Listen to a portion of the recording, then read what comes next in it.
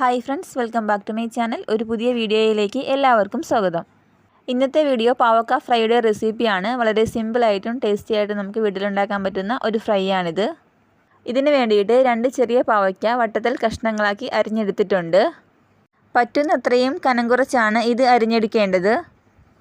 കുരു ഒട്ടും മൂക്കാത്ത പാവയ്ക്കയാണെങ്കിൽ നമുക്ക് ആ കുരു കൂടി ഉൾപ്പെടുത്തി ഇതേപോലെ അരിഞ്ഞെടുക്കാം.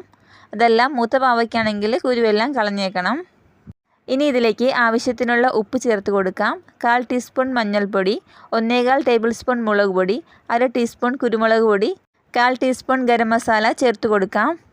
1 ടേബിൾ സ്പൂൺ എണ്ണയും കൂടി ചേർക്കണം. ഇനി ഇതിലേക്ക് കുഴയ്ക്കാൻ ആവശ്യത്തിന് കുറച്ച് വെള്ളം ചേർത്ത് കൊടുക്കാം. എന്നിട്ട് കൈകൊണ്ട് നന്നായിട്ട് മിക്സാക്കി എടുക്കണം. ഇപ്പോൾ പാവയ്ക്കയിൽ നല്ലവണ്ണം മസാലയെല്ലാം പുരട്ടി വെച്ചിട്ടുണ്ട്. നമുക്കിനിത് വറുത്തെടുക്കാം. വറുക്കാനായിട്ട് ഒരു ചട്ടിയിൽ കുറച്ച് എണ്ണ ചൂടാക്കാം.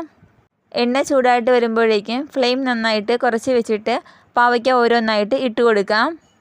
ചെറിയ തീയിലിട്ട് നന്നായിട്ട് ഇതൊന്ന് വറുത്തെടുക്കണം. പാവയ്ക്കയുടെ ഒരു ഭാഗം വെന്ത് കഴിയുമ്പോഴേക്കും ഇതൊന്ന് മറിച്ചിട്ട് കൊടുക്കണം.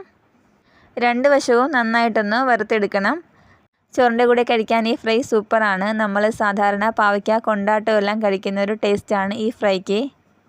പാവയ്ക്കയെല്ലാം നല്ല ഫ്രൈ ആയിട്ട് വന്നിട്ടുണ്ട്. ഇനി ഇത് കോരിയെടുക്കാം.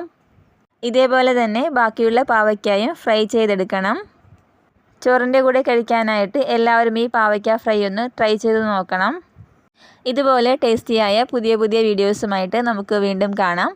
ചാനൽ ആദ്യമായിട്ട് കാണുന്ന ആരെങ്കിലും ഉണ്ടെങ്കിൽ ഒന്ന് സബ്സ്ക്രൈബ് ചെയ്യാൻ മറക്കരുത്.